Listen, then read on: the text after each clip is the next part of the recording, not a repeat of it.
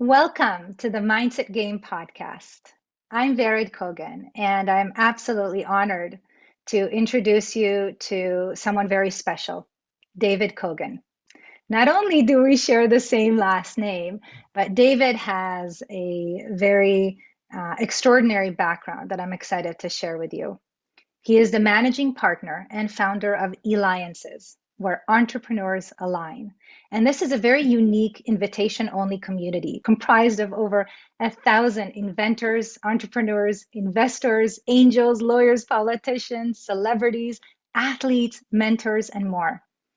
It offers entrepreneurs and those that want to start, grow, build, and expand their business the very unique opportunity to collaborate and help each other with their ventures by sharing resources, influence, skills, contacts, and of course, imagination. David is a true serial entrepreneur who has started and exited successful companies within e commerce, distribution, healthcare, and more. And prior to that, he worked for major corporations like IBM, Arthur Andersen, and Microsoft.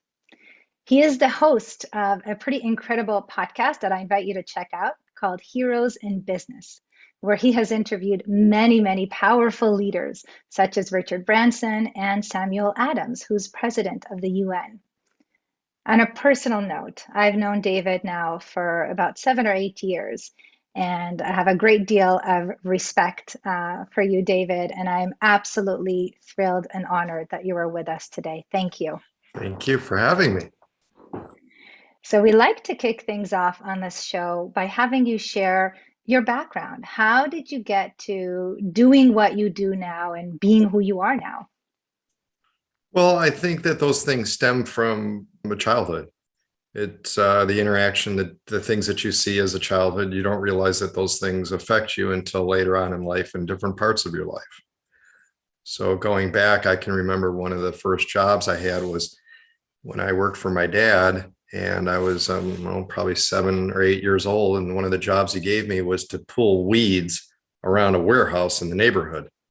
And it was very hot outside, and I couldn't figure out why I was doing it. But I was asked to do it, and it was a job. And even at that age, I tried to do the best job that I could do. But my thought was, I hope that I don't have to do this forever. And so I think that with anything, things stem from childhood. And as you get older and you're more exposed to things, you end up pulling things that happen earlier in life. And it's just a interesting thing because you don't know it's happening when it's happening. You only know it's happening later on that you learned or gained some part of it. Thank you for sharing that. That's really cool to kind of go back to childhood and to recognize that you develop some perhaps values back there, maybe work ethic, curiosity. You didn't know why you were doing it, but you did your best. Yeah, absolutely. In fact, then I was end up promoted to work inside, and I was working a stamp machine. So what it was is you would kind of put this put this envelope through. The envelope would be sealed, and I had to stick a stamp on each of the envelopes. So after I got done sticking on what seemed like thousands, although probably in reality it was maybe hundreds of stamps, my dad took a look at the envelopes and he says, "You need to do them all over again." And I said, "Why? What's wrong?" Well, the stamps weren't perfectly square. Some of them were cockeyed, some of them were upside down. And the whole point of his thing was, even though it will get through and be delivered by the post office, it's the image that you're relating to the customer of how you present things. So that was an interesting thing, trying to get the stamps off and redoing it all. But basically, it was the point is again, learning what I do now to take things and considering always is how is it going to be presented? What are people going to think of the way in which it's presented? And yeah, so you never And know. what happened since then? So this is really cool. So you're sharing with us kind of the foundation, if you will, how you learn to see the world and, to see value, right? How value is perceived and the value that you give and the quality, the importance of quality. And I can certainly attest to that with Eliances, having been a member for many years now, the quality. the consistency. And so, what happened since then? How did that lead to, founding this incredible organization that has helped so many people? Yeah. Yeah. And I appreciate you calling that out because it certainly has. And that's really what it's all about. So as the founder of Eliances, it takes an entire community to run and to put together what we do, and lives are being changed all the time. And the if you look at the bare bone basic of what it is it's the people that are part of it. So you get together a group of people who are committed to helping one another, motivated, care about one another, magic happens. And then part of it ends up happening organically where people want to be around like people. So, if you're not one of those people and some reason you're part of Eliances, you end up sticking out and it ends up becoming a self-selection of maybe this isn't right. Again, that's why the bulk of the people that are part of the community, they want to help. They make the difference in people's lives. I just help orchestrate it, but it's the people behind the scenes that make the magic happen. And we have, things of committees, and there's chairs and co-chairs, strategic director over committee. There's an advisory council, people on the committees. There's just so much activity that takes place all the time that, really makes the magic happen. And so I'm curious about the magic that has happened for you even before you founded Eliances. What are some of the communities or role models that have helped you to believe in yourself, to be able to create an organization like this? And for everybody listening, whether it is creating a community like David has, or whatever your vision is for a business of some sort, I invite you all to kind of listen with that lens of what nuggets can be valuable for you. So, David, what was it for you that empowered you to come to that point? Well, I know that in school and stuff, I always dreamed about having my own business, doing my own thing. And one of the things I remember most about school is anytime that somebody was brought in from the quote outside world, i.e., not in the school, weren't a teacher, weren't an administrator, and would come in and speak. And for me, it didn't even matter what they were speaking about. It was just the fact is somebody is here from what I would consider the outside world, outside of the walls of the school. And I was always fascinated by whatever the person did. And when they would bring in, a policeman or a fireman to talk about it didn't even matter. Just always amazed by hearing their stories and hearing what they're doing. And as I mentioned, always had dreamed about doing my own business, whatever it was going to be, even though some of these people didn't have their own business, just the fact they were either working for someone or they did. But most, was just it was educational, but it was just an amazing thing to be. And, that helped drive me in something that I really appreciated from within the schools when they did that type of stuff. They didn't do it frequently, but when they did, that's what got my most attention to it. And then, so yeah, it's.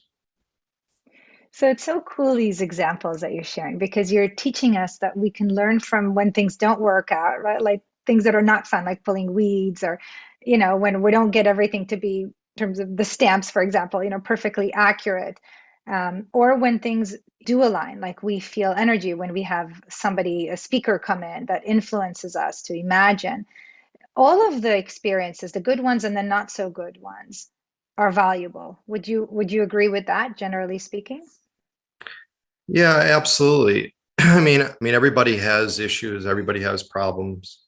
I've interviewed tons of people of all different levels, and not one would I want to trade spots with permanently. Maybe for a day, but definitely not permanently. And, some of these people, are multi billionaires or whatever it may be, or very famous or that.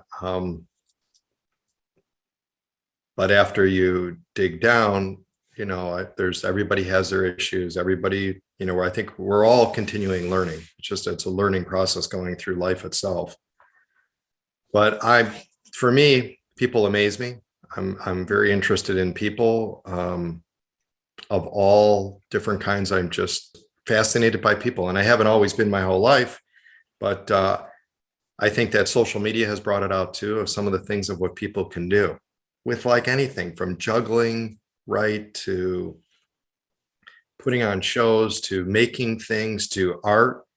Uh, yeah, I mean, I used to do art, and then I got back interested in it because of the people that I'd seen online do art, and now I have my art in a gallery in Old Town Scottsdale.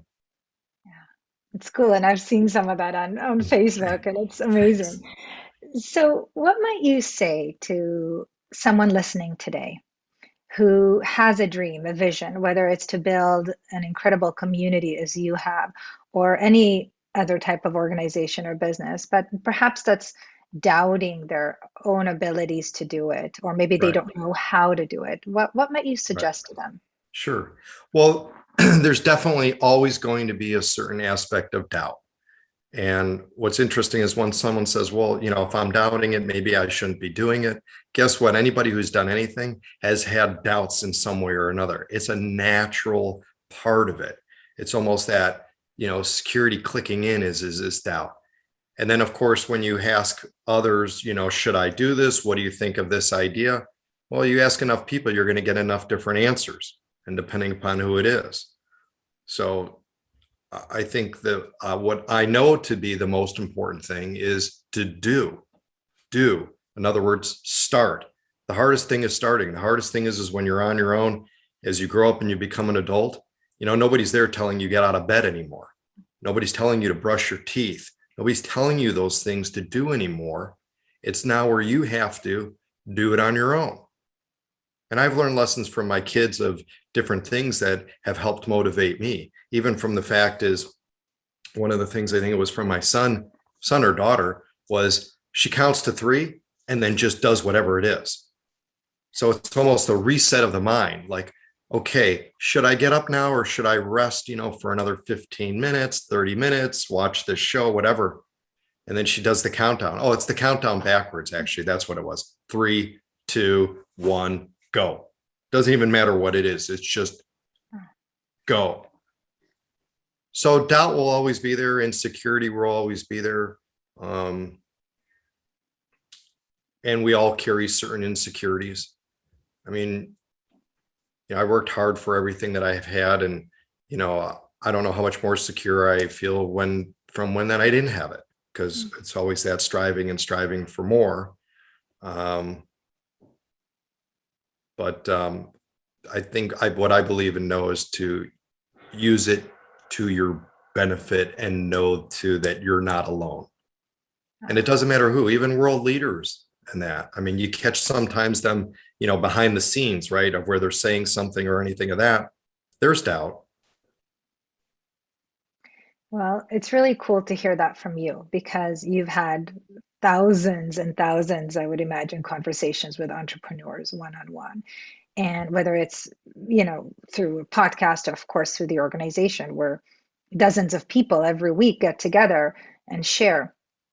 And so you get to know the truth, Yeah. what's behind the veil, so to speak, of what is actually are they feeling and thinking as they start or grow these companies. And what are some of the limiting beliefs or habitual thoughts that are kind of negative that you hear more often from people who experience more of that doubt or more of the fear? Well, I think the negative part is really, it's a common thing, right? I don't have enough time. I don't have enough money. I don't have enough energy. I don't have enough connections. Well, all those things you could overcome.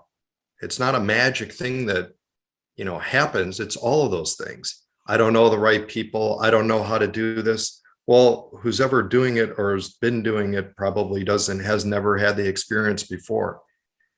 I don't have a mentor. I don't have someone that can coach me. Again, I don't have the ability to. I physically can't go outside and do it. I'm not tall enough, or whatever it may be. I mean, all of those things though can be overcome. I mean, you see it even within athletes. I saw recently a video of a basketball player. I don't remember who it was, and they were like the shortest on the team by a lot, and they're playing pro ball. And I'm thinking his whole life was probably spent going of other people saying, "You're too short. Doesn't matter about speed, doesn't matter about anything. You're just too short to play basketball." Meanwhile, he's on the court playing. So thank you for that example and that list. And I think a lot of people listening might be in the place of, yep, I'll check that box and that box and that box. Yes. And so what might you suggest in addition to doing, yes, like 3, 2, 1, taking that action? If they're not yet quite there, there's maybe too much fear in the body. What do you suggest that can help them based on your experience and others people's experience? Well, I'll take the experience actually from my daughter. So what I see that she does is she creates a list. She is a list master. She knows exactly what she's going to be doing each day. She starts with a list and she checks it off. And one of the things was, for example, is that she was wanting to have additional income, and so she was looking for a job. And she made a list how she was going about getting a job. And fortunately, she ended up getting a job. She's working for a premier, most recognized luxury brand in the world. And when she started, she was one of the youngest employees there. So part of the thing is to overcome. So what do I mean by that is this company was only looking for full-time employees. She's going to school at the same time, wasn't able to work full-time, but still applied. 99% of others would not have applied because they would have instantly said, well, I see it being full-time. You could replace full-time with years of experience. You could put it with location, whatever it may be. But until you actually start the process, start to apply, who knows where it's going to go to? Well, she works for them, and she works for them part-time. And she's actually one of the top employees now there 1 year later. That's awesome. In her Congratulations to division. her. Yep. And thank you for sharing that story. And by the way, just as a side note, I really loved all the stories. Those of you who are listening who are members of Eliances know that David shares stories from his learnings as a parent and experiencing things with his children all these years, every Tuesday. And they're always really wonderful, practical, helpful nuggets. So thank you. Thanks. It just reminds us that that guidance is available to us in our life. We just have to look for it. And this example that you share is absolutely brilliant, because here was an opportunity that there was a whole list of reasons why not to go for it, and she suspended disbelief, if you will, enough to just do. 3, 2, 1, to take that action, and writing it down, right? So writing down those goals, the to-do list, so to speak. And by the way, energetically, we know that actually does have an effect, right? Because she's radiating that energy out into the universe, so to speak, into the field. And so then, right, she was able to make that happen, and then of course prove herself. So what a wonderful example for anybody experiencing doubt in their life, of what happens when you just go for it. Right. And if you don't know, and that's why it's do. And it's not like the Nike, just do it. It's do. There's no better time to start than now. There's no better time to get up, move forward at any rate you can, whether it's baby steps or that. And I think, we hear that, but how many of us actually do? And when you think too much about something, you end up not doing it. That's why it's the do part. And there's more reasons not to do something potentially than there is to do something. So that's why you want to make a list and start and move forward. And I think that's the most important thing to do, and count on yourself to be able to do it.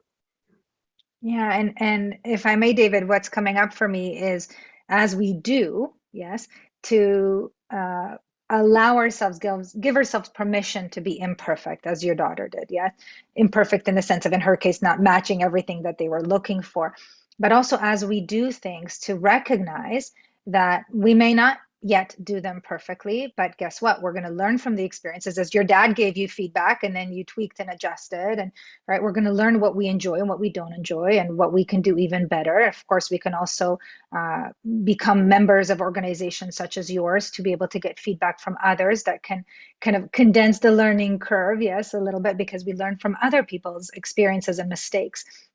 And so take us back to that moment where you had this idea. What if I did this? What was happening in your life? What created that desire inside of you? Wow. I mean, a number of them stand out. Really, a number of them stand out. I mean, one of the things was, I remember this was a long time ago.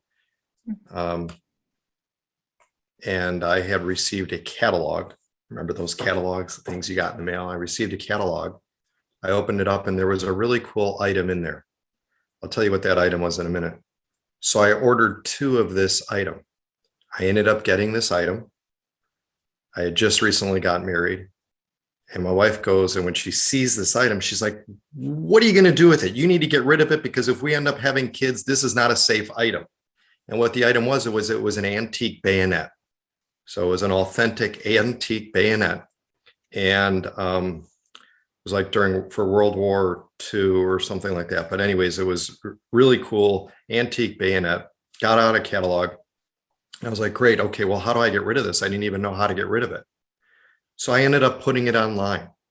The next thing I know is when I put it online, it sold for 4 times what I bought it for.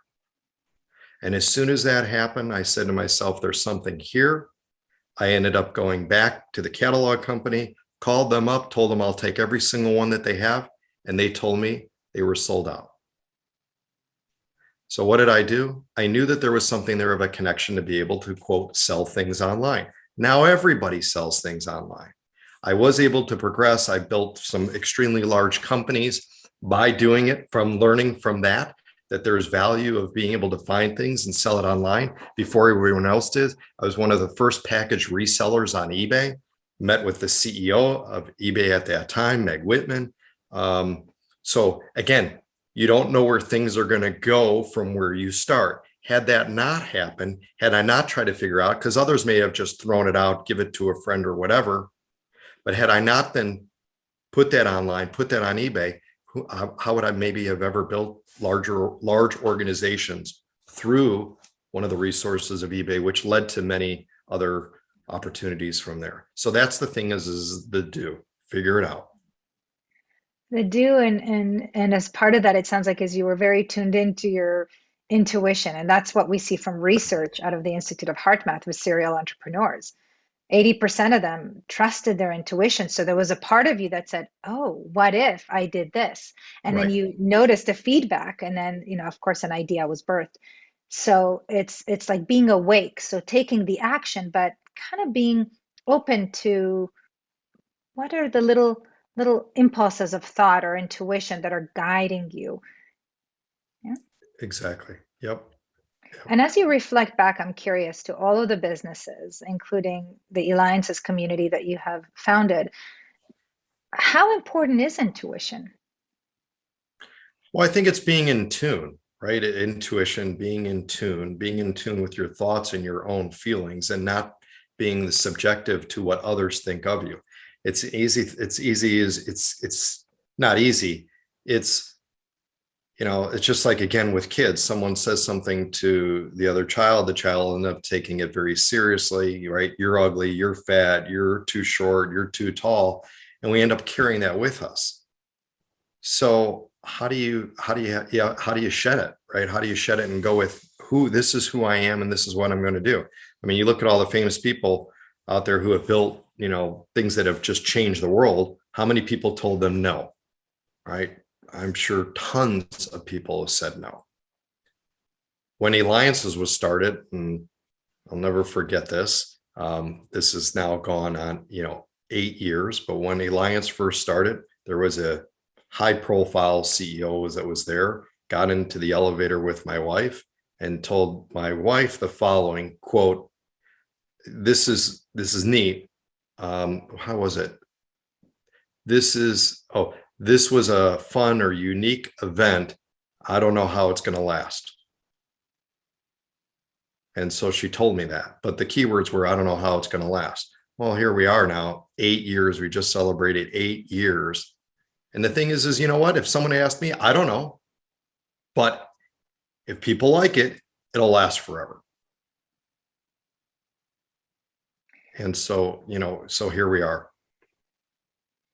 I did another thing that was with things on eBay. And I remember someone saying to me, who's going to want to buy that? Well, fortunately, a lot of people wanted to buy it. So there are always going to be that. You just have to be focused and keep moving forward. Keep moving forward. That's the best thing. The best thing. Keep moving forward. Everybody can make a difference in the world. I think people are absolutely amazing, and everybody, to me, has some type of superpower and is trying to find and figure out that superpower. But everybody has a skill. Everybody has a skill. Everybody has something unique that they could do that makes them who they are in a positive way. And that's why the community has been built and so successful, because people feel good about helping others, genuinely feel good about helping others. Nonprofits have started, businesses have been started, competitors have come together and started businesses. Eliances member closed a $24 million deal because of Eliances. And then states it, and we actually recorded it at a round table. And I didn't even know about it. It's not my business to know about it, but it happened. So there are so many, many nuggets in the stories that you're sharing. And what if someone is listening now and saying, David, I want to believe you, that I too have a superpower, that I have a skill. I don't know what that is. How might they access that? Well, that's, a good question what I think the best way is get out a blank piece of paper and start writing down things that you just enjoy doing. What do you enjoy doing? I remember in college, my freshman year of college, there was a suite mate that I had. And what his superpower was that we would watch movies. He would pick out the actor and he would know all the movies by memory that the actor was in. And at first I was like, this is kind of goofy. And this was, pre going through all the internet and doing all the deep searches and all that. But we would watch movies. And then as I got to know him and we got more and more interested, because again, we would watch movies and we were like, well, who is that guy in? And he would name all of these movies or that actress. And then it even brought us closer to like, oh yeah, that. And he ended up becoming more and more popular at the school simply from having what someone would go, eh. Now, how did he get that skill? It was because he used to work at that time. He used to work at a quote Blockbuster. Probably your listeners may not know Blockbuster, but it was a thing that rented videos, and he became an expert. And so who knows where it could lead to now, but even that in itself is a unique thing, which attracted him to get many friends and become popular because of that. Wow, what a cool example, because when we make that list of what we enjoy, and we do more of it, yes, more intentionally, more deliberately, we do the actions that align with what is fun, then as you said, it could lead to things that we don't expect, like more friendships. And those conversations that come from the friendships might lead to more awarenesses of what is our superpower, what is the value that we can give in this world. And so that's a really great example that we might not know where things lead, but if we align our behavior with what our heart is telling us brings us joy, chances are that it's going to lead to something even better, because we're projecting that passion, that love, and other people are going to say, wow, I don't know you, but wow, I really believe in you because you're so passionate in this. And so tell me, how important is that belief, that passion? Well, I think being passionate about something is great. I think it's difficult to carry it on as a 24-hour type thing. Obsessing about it is interesting. I look at it almost obsession as a passion, but even with overindulgence, it becomes a part of going, okay, is this too much? yeah, you want to be able to like what you want to be able to do. You want to be able to have a passion about life, passion of something, whatever it may be. Maybe it's friends, maybe it's family, maybe it's a spouse, maybe it's girlfriend, boyfriend, whoever. It's important to be passionate about something. But right, how do you keep that passion going? How do you keep it going? Especially too, if as you continue to do whatever you continue to do for a period of time, there's going to be bumps in the road. It's a natural part. And again, having interviewed too, like you, many people from all walks of life, I don't know anybody who's not had a bump in the road. And these maybe not even have been within business. This may have been, well, it happens within personal, right? Family member gets sick, employee, something happens with an employee. I mean, right, there's so many variables that can happen. And then also, when you mentioned about being passionate, at what point are you most passionate? What are you doing that has at that time, right? And then just pulling upon that. I mean, I'll give you, again, another example is that I was working as a busboy. It was one of my quote kind of first actual W-2 jobs. And I remember on Saturday night, this is a very nice, restaurant, very fancy restaurant. And one of the nights, and I was 13 years old, the busiest night, Saturday night, and all the other busboys quit. So it was just me. And I had to stay there because I needed to earn the money. And the point being is how did I stay driven at what I needed to do when everybody else wanted to quit? And I was wondering what I was doing there. Thank God I stayed, because I believe that to be also too one of the turning points within my life is am I going to give up and do what everybody else is doing, or am I going to stay? And I ended up having to work. And at that time, as a 13-year-old, I remember it being like 1 or 2 o'clock in the morning, because I had to change all the tables at the end of the night. Every single table needed to be turned over.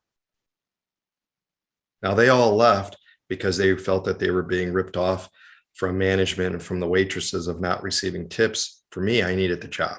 I needed the job. I needed to do it. Now this thing again, passionate. How was I passionate about it? I was passionate about staying, keeping my job.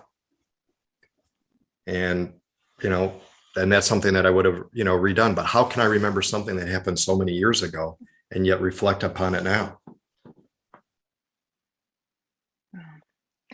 So what you're sharing here is actually quite profound. So for those of us that, want to start a business or grow a business, to realize that passion is, or the over significance that we give to having passion all the time and sustaining it at that ultra high level, that's not realistic. Nor will it serve us, because sometimes when we're over passionate, like it's got to happen, we actually tend to be incoherent and we resist opportunities that may be even better for us, or that might be different. And what's coming up for me now is kind of the concept of vision, because as you said, there are different experiences that we have in life that may be not what we want, but it gives us clarity about what we want, or what we want more of. So let's say you're at the point where you have an idea. Yes, you have an idea. I'm going to sell this, online, or I'm going to start an organization like Eliances. What then? Well, my thing has always been staying very laser focused on what do I need to get done? What do I need to get done? How do I get it done? What steps do I need to take there? But it's staying very laser focused. It's so easy nowadays to be distracted by so many things, right? Let's check email again. How many people check? I mean, I'm guilty of it. Starting a thing and then 5 minutes later, oh, something came in via email. Do I need to check that? Do I need to do action on it? How urgent is it? And it's really, how do you stay laser focused and blocking out everything else? There are so many distractions. And I see it all the time, right? When we have conversations with someone, what do? I mean, there's typically, right, they have their cell phone out, a text comes in, whatever it may be. Studies have actually shown that when you're in a meeting with someone, that not only should you not have your cell phone looking at it, which is obvious, you also shouldn't have it out. So think about the next time that you go to a meeting and somebody puts their cell phone out, puts it on the table and they show that people, the study said something to the fact is that conversations will not take place as more open as they would without the cell phone on. I think that this presence, as you said, is a choice. And when we are fully present with people, genuinely so, because we really care about what they have to say, then we're able to be in this kind of energetic rapport where we build trust. It's like years of trust could happen in 10 seconds. So, I would like to ask one more question, kind of as we complete here today. As you reflect back, David, once again, to your life, like if you were to tell your children, out of all of that, all the conversations, all the highs and lows, what would you tell your children are the kind of, let's say, the top three insights that have supported you in life that could support them? Well, so the top three of what supported it is as I would say, one, being able to make a difference. Being able to make a difference. So everybody that you touch, you have the ability to be able to make a difference in their lives. How can you positively impact it?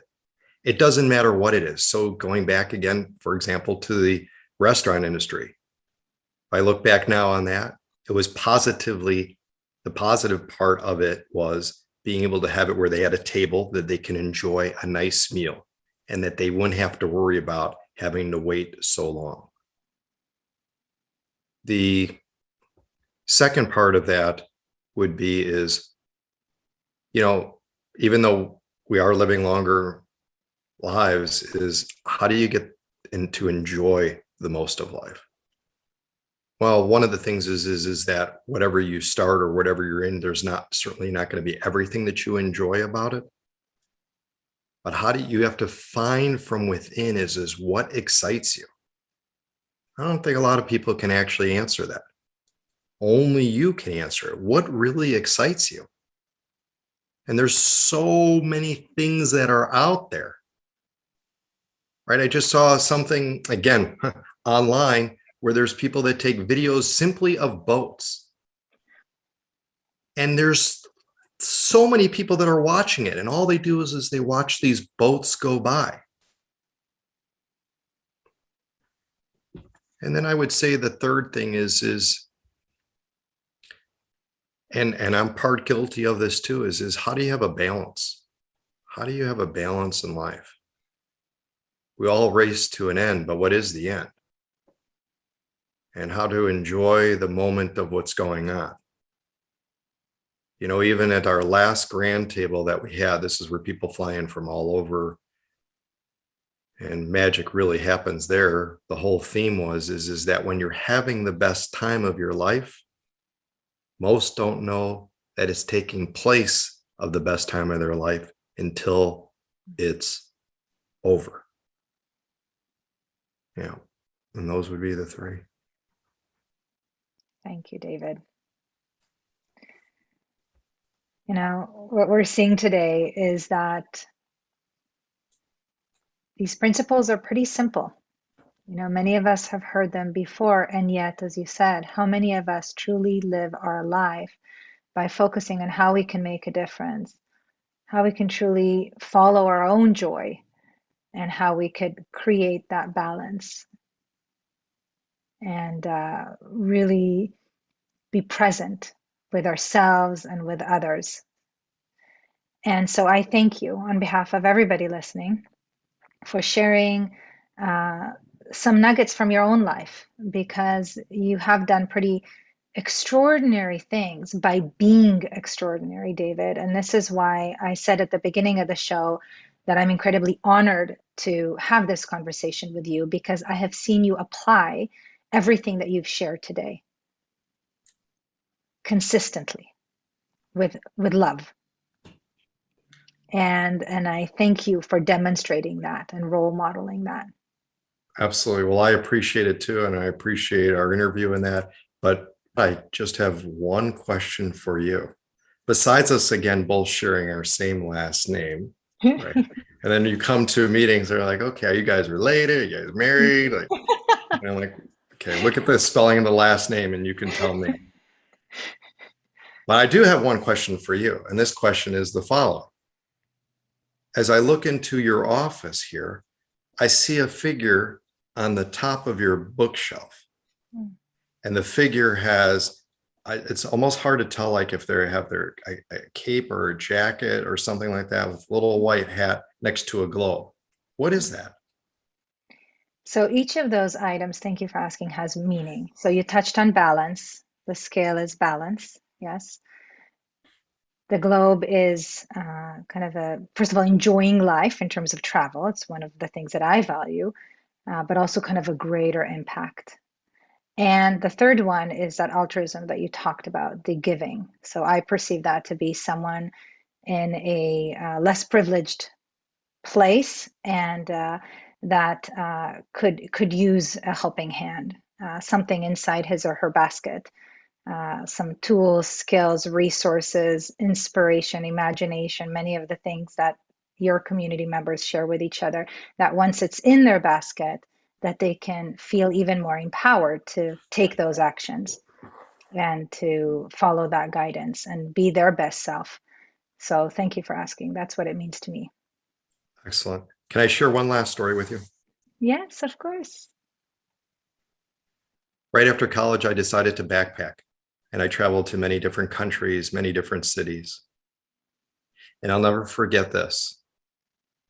When I traveled to Egypt and I was walking down an alleyway and much poverty in this town, extreme amount of poverty. And yet this is what stood out most to me. As I was walking down, again, this alleyway in Egypt, sort of part of Egypt, there were, I don't know, maybe 8 to 10 kids. I would say they were somewhere between the ages of 7 and 10 years old. And so they came up to me running around and they were laughing and they were doing all of it, just laughing and like having the best time. And I remember thinking to myself is that these kids have nothing, like they really have nothing. I remember their clothing, just they really didn't have, you could tell, right? They came, it was poverty. Yet out of all the travels, they were the most happy children that I had ever met. And it still stands out to this day today. So that you asked at the beginning again, things that carry me and made an impact. Here's children with nothing, but yet they all had each other and they were having the time of their life, probably making fun of me, which was fine because I was having the time of my life watching them have the time of their life. And that was it. Once again, David, how incredibly profound. A reminder that our true joy and happiness, which is what we all crave and desire, does not come from outside of us. It comes from inside of us. And when we radiate that, then other people around us can share in that. And then it elevates it even more. The wave becomes bigger and we co-create something even grander and more meaningful for everybody. Exactly. Yep. Wonderful. So, Thank you. David, how can people learn more about this beautiful, meaningful community that you and others in the community have created? How Sure. can they engage? Well, what you can do is go ahead and go to eliances.com. That's ELIANCES.com. There's various series on the page. And one of the things is to perhaps come to a round table so that you too can experience. Because right, at Eliances, it is the only place, here we go, where entrepreneurs align. Yes, in heart and spirit and knowledge and everything we got. Absolutely. So thank you, David. Thank you, and have an excellent rest of your day and week.